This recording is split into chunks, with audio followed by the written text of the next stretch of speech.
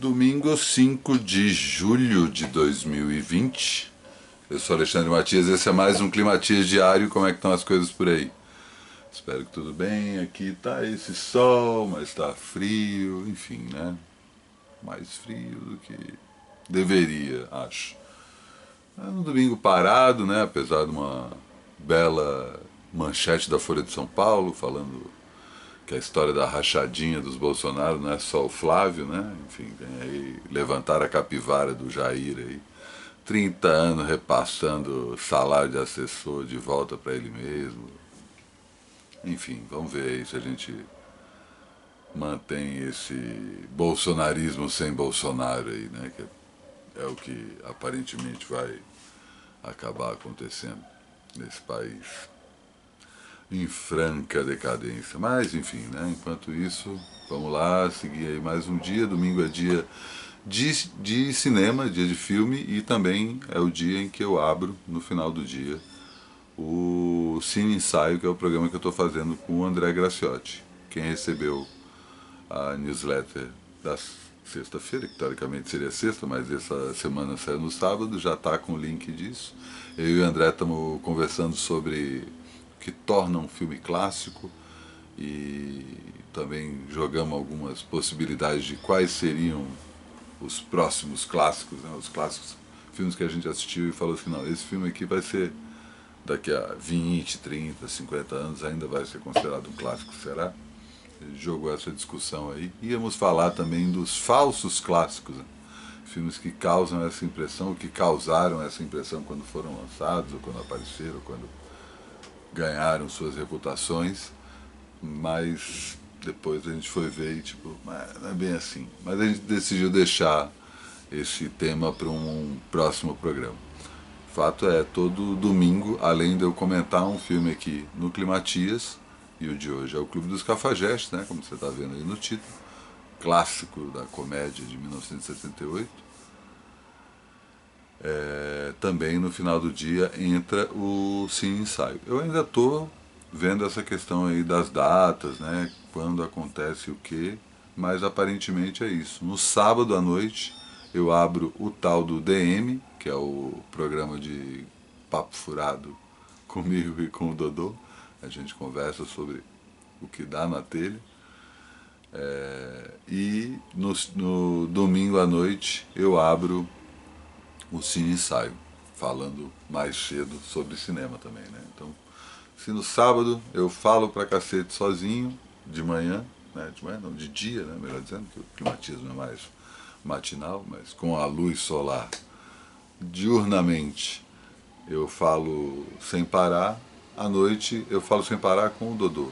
E a mesma coisa acontece no domingo, quando eu falo de cinema, e à noite eu falo de cinema aberto aí para todo mundo com o André Graciotti. Vamos ver se a gente mantém essa programação, né? Se eu mantenho, né? E se vocês topam isso. Porque também eu fico pensando, putz, será que o melhor dia seria domingo para filme? Será que o melhor dia não seria indicar no sábado?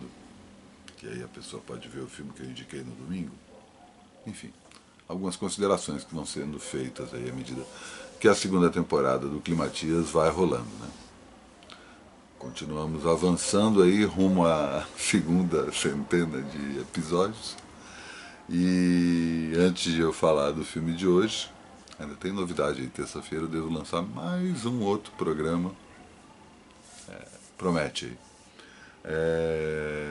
Eu vou chamar a minha convidada aqui, querida amiga Tica, ótimas dicas, para começar esse domingo.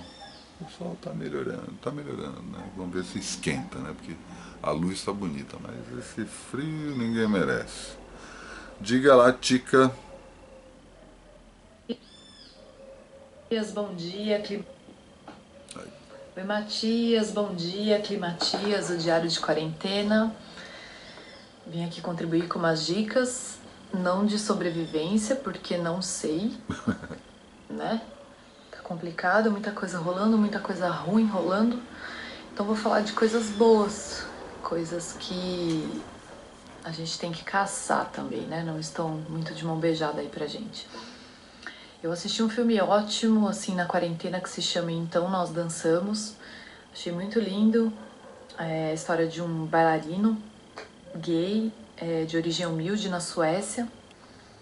E me trouxe muito a importância de estar com os amigos, sabe? De estar presente no momento, sem muitas amarras, sem planejar muito também. Fiquei bem nostálgica, assim, com esse filme, assim, nostálgica de sensações muito boas, sabe? De memórias, assim, que quando você menos espera, acontecem, assim, as melhores. Então, adorei, recomendo. Maratonei uma série também esse fim de semana, chamada Normal People. Peguei aí a dica aleatoriamente numa conta do Instagram e achei ótima, assim, parecia que ia ser meio bobinha, de um casal na escola apaixonados, mas ela aprofunda muito na relação dos dois. Assim, me identifiquei muito também como a gente se comporta ali num relacionamento, enfim. E não é nada bobinho, não é nada leve, também ela fica bem pesada. E a trilha é muito boa também, adorei. E eu assisti recentemente também as séries Succession e Luther, também, que são duas que eu recomendo, adorei. Mais democráticas, talvez menos cool, mas, sei lá, outros temas, né, outros assuntos. Os podcasts também é uma coisa que estão fazendo parte aí da minha quarentena. E eu tenho acompanhado o Astrolábio, que é sobre astrologia, da Isabel Miller. Ela toda segunda-feira publica o Céu da Semana e aprofunda. O podcast dura 1 hora, assim, é muito bom para quem curte astrologia. O Peixe Voador, da Patrícia Palumbo, muito lindo, sobre música, sobre poesia, uma puta pesquisa pessoal dela, assim. E a Patrícia com toda a experiência dela de jornalista, radialista, assim, é bom, sabe? É gostoso de ouvir, muito lindo. E tô ouvindo um do The New York Times chamado Rabbit Hole, que é um pouco sobre como a nossa vida se move online, assim, mas mais focado no YouTube. Tipo, tá rolando, toda semana tá saindo episódio novo e os últimos estão falando muito sobre o YouTube em si, assim. E muito contextualizado com o que tá rolando aqui, das fake news, por exemplo. Como é que o YouTube combate certos conteúdos, qual o critério, qual a forma de controle. E também sobre, no começo do podcast, nos primeiros episódios, como é que funciona aquela coisa do YouTube ficar te sugerindo vídeos, né? Como é louco isso também, como você começa a assistir um e se você deixar lá rolando, tem um cara no podcast que deixa rolando por 3 dias e, enfim, tem todo um caminho que o YouTube percorre ali do algoritmo. Então, tô achando bem interessante. É um podcast em inglês, mas o cara fala muito bem, né? Então dá pra entender, assim, bom pra praticar também, no meu caso. E de música, sei lá, mais recente eu curti o disco do Kiko Dinucci, o Rachilho, e descobri uma cantora também chamada Alice Phoebe Bloom. Eu acho que ela é de Berlim, não tenho certeza da história dela, mas eu sei que Berlim é o lugar que ela mais atua. E achei muito boa, assim, puta descoberta massa. E acho que é isso. No meu perfil do Spotify tem umas playlists que eu tô disponibilizando aos poucos, e aí tem mais dicas de músicas. E é isso, tem uma live de ginástica que eu acompanho também, que eu recomendo muito, no Instagram, @cmfuncional, toda terça e sexta às 10h30 da manhã. E no começo da quarentena tava rolando todo dia, assim, então logo de cara me salvou, assim, do sedentarismo dentro de casa. E acho ótima, dá pra todo mundo acompanhar. Então é isso. Vamos aí, salve-se quem puder, valeu, um beijo. Beijo, Tica. Ótimas dicas, obrigado. E é isso, né? Salve-se quem puder. Situação dantesca. Mas, né? Vamos continuando. Hoje, puxar um filme pra rir. National Lampoon's Animal House, conhecido no Brasil como o Clube dos Cafajestes, é o primeiro filme de galera. É aquela coisa de uma turma de moleque fazendo merda, que depois, né, virou tipo, desde Porky's, American Pie, Superbad, enfim, vários outros filmes vieram depois disso, mas esse foi o primeiro. Ele foi bancado pela National Lampoon, que era uma revista tipo a Mad, no meio dos anos 70, e originalmente ele iria ser feito com um elenco que era parte do Saturday Night Live, programa humorístico semanal norte-americano que estava começando nessa época, né? Começando com as estrelas de sucesso, né? Saturday Night Live logo nos primeiros anos já bombou porque tinha o John Belushi, o Bill Murray, o Dan Aykroyd, o Ed Murphy, um monte de gente foda, logo no comecinho. E originalmente o Clube dos Cafajestes teria esses atores. O único que sobrou, que seu primeiro papel no cinema, foi o próprio John Belushi, né? E é o primeiro filme de sucesso do John Landis, né? O diretor também, depois dos Irmãos Cara de Pau, os Blues Brothers, também com o John Belushi e com o Dan Aykroyd, esse aí especificamente, um quadro do Saturday Night Live que virou um filme, filmaço também, depois eu falo dele aqui, comédia e musical, tudo no talo, assim, impressionante. A cena de perseguição de carro do Clube dos Irmãos Cara de Pau tá ali entre as melhores, entre vários outros filmes de ação, inclusive. Mas o Clube dos Cafajestes conta a história que se passa nos anos 60 de duas fraternidades, a Delta Tau Chi e a... como é que é o nome da outra? Vou lembrar, não tem aqui. Enfim, são duas, aquelas fraternidades norte-americanas, né, de repúblicas, né? Basicamente a galera mora tudo na mesma casa. E aí tem regras, né? Cada república tem suas regras e a gente acompanha principalmente aí as repúblicas dos caretas, né? Totalmente militarizados e toda aquela coisa ritual, meio maçonaria e tal, eles brincam o tempo todo com isso. E os caras da festa, que são os protagonistas do filme, né? Que é a tal Animal House, que batiza o filme em inglês. O filme foi produzido por muito pouco dinheiro, a maioria dos atores era iniciante, mas aí tinha um time que... É o primeiro filme do Kevin Bacon, é o primeiro filme do Tom Russo, que depois foi fazer o Mozart no Amadeus, do Milos Forman. É o primeiro filme do Tim Matheson, tem vários outros atores. A Karen Allen, que depois foi fazer o segundo Indiana Jones com o Spielberg. Vários atores começaram ali ganhando um troco e tem a participação do Donald Sutherland, porque o John Landis já tinha trabalhado com ele, inclusive, num filme, mas ele também era babá do pequeno Kiefer Sutherland.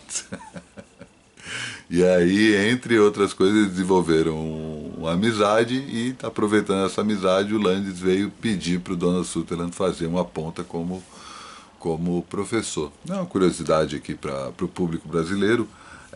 O Clube dos Cafajestes, ele teve algumas cenas cortadas, inclusive uma cena com o próprio Donald Sutherland, que é um professor que apresenta um Beck para os alunos. E essa cena foi tirada, assim, é muito curioso isso. Eu estava comentando isso outro dia, não lembro com quem. Mas, por exemplo, eu lembro que a primeira vez que eu vi Poltergeist, eu achei, grandes merdas esse filme, não achei nada demais. Mas é porque eu vi na Globo. E a Globo cortava cenas deliberadamente, né? Tirava cenas inteiras. E depois eu fui assistir Poltergeist sem as cenas cortadas. E, porra. E a mesma coisa do Clube dos Cafajestes. Tem algumas coisas que são mais barra pesada, entre aspas, que eles tiraram da versão da Globo. Por isso recomendo que quem tem a nostalgia de ver esse filme na época da sessão da tarde, vá atrás do filme original, né? Porque tem algumas cenas que você não deve ter visto. É um filme que envelheceu bem, apesar de cutucar em algumas coisas que hoje poderiam ser polêmicas, né? Mas ele não é tão tosco quanto o próprio Porky's, né? Você vai comparar o Porky's com Animal House, não tem a menor comparação, né? O Clube dos Cafajestes é muito mais refinado. E tem o personagem do John Belushi, que é o Bluto Blutaski, que praticamente não tem diálogo, né? E tem uma curiosidade sobre o Bluto, que ele foi criado pela avó, né? Pelo John Belushi. O John Belushi foi criado pela avó, e a avó dele era surda. E então ele aprendeu a se comunicar de uma forma muito visual, né? Todo gestual, né? Ainda mais a ascendência italiana, né? junta essas duas coisas, o cara tem esse papel de fazer um humor visual. E nesse sentido, meu, o filme é inteirinho ele, né? O cara tá o tempo todo, sabe, tem cenas memoráveis, né? E hilárias, assim. É um filme, tipo, não só envelheceu bem no sentido de ser um bom filme, mas envelheceu também no humor, assim. É muito fácil, né, você pegar umas comédias de outras épocas e falar, putz, isso não é mais tão engraçado. Essa coisa já completamente foi normalizada, a gente já entende essa piada como beabá do humor. Não é o caso do Clube dos Cafajestes. Eu acho que é um filme que funciona, inclusive, como inspiração para muita gente que vai fazer qualquer um desses filmes de galera. Uma curiosidade também que, como o John Landis, que depois do sucesso desse filme, esse filme ele foi feito por menos de 3 milhões de dólares, é um dinheiro muito barato para se produzir um filme. E os atores ganharam muito pouco. O John Belushi, que era o mais conhecido, tinha 28 anos na época, ganhou 40 mil dólares. E estavam muito mais pela zona, pela farra. Tipo, eles entraram muito nos personagens, né? Todos os personagens são memoráveis. O pessoal da Delta Tauchi, né? Da República Porra Louca.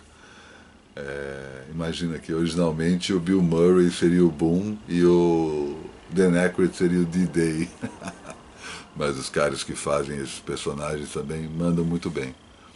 E o filme deu tão certo, ele é de 78, ele foi lançado no ano seguinte, Guerra nas Estrelas, que liga aí um público novo, mais jovem, para os cinemas, que era uma coisa que estava caindo em desuso, né? Quem era mais adolescente, universitário, tinha parado de ir para o cinema, mas o Guerra nas Estrelas liga esse novo público e o John Landis acerta exatamente nesse mesmo público, só que jogando um pouco mais pesado, né? Porque Guerra nas Estrelas é muito mais clean do que o Clube dos Cafajestes.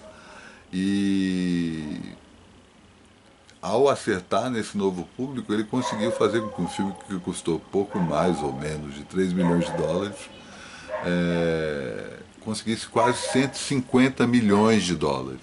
Ele negociou com o Donald Sutherland, uma das coisas, pô, eu não tenho grana para te pagar, então vou te pagar um percentual bruto da bilheteria. O Donald Sutherland falou assim, tudo bem, beleza, vamos fazer aí, vai dar uma graninha aí, massa. Só ele faturou 14 milhões de dólares depois aí, com todas as versões que vieram do filme. É um filme engraçadaço e em 2003, se não me engano, eles voltaram a fazer, 2007 eu acho, justamente quando o filme estava para completar 30 anos, eles lançaram o filme em DVD de novo e em vez de simplesmente fazer um papo com os atores hoje em dia, eles fizeram um documentário falso, onde foram parar, porque no final do filme, né, um pequeno spoiler, isso também é uma invenção do Clube dos Cafajestes, ele tem aquela cena em que mostra o que aconteceu com cada um dos personagens depois que a história do filme acabou, né? E eles retomam isso, mostrando o que aconteceu com cada um deles. E aí um pequeno spoiler sobre esse documentário que o Bluto Brutaski, que encerra o Clube dos Cafajestes como senador norte-americano, ele vira o presidente dos Estados Unidos. Muito bom. É um filme bem progressista, né? Tem toda uma crítica a essa questão militarizada dos Estados Unidos, a paixão dos Estados Unidos por arma, né? Ele bate bem de frente e ao mesmo tempo abriu aí a possibilidade de John Landis poder fazer outros filmes, como o que eu já citei, Os Irmãos Cara de Pau, que depois eu falo aqui, também é um filmaço, merece uma atenção, e também o Lobisomem Americano em Londres, também outro filmaço que também merece um programinha dedicado a ele. Adoro John Landis, puta diretor, e tem pelo menos essas 3 obras-primas no currículo deles. Essa aí, o Clube dos Cafajestes, um dos melhores comédias da história do cinema, recomendo muito. E assim, vamos encerrando mais um Climatias, e eu ainda estou ensaiando esse jeito de terminar o programa, né? Ainda é tudo muito novo. E aí, como eu estava falando, né, o sol apareceu, felizmente, apesar desse frio. Tá. aí a árvore, olha só que maravilha, né? Amanhã, tudo de novo.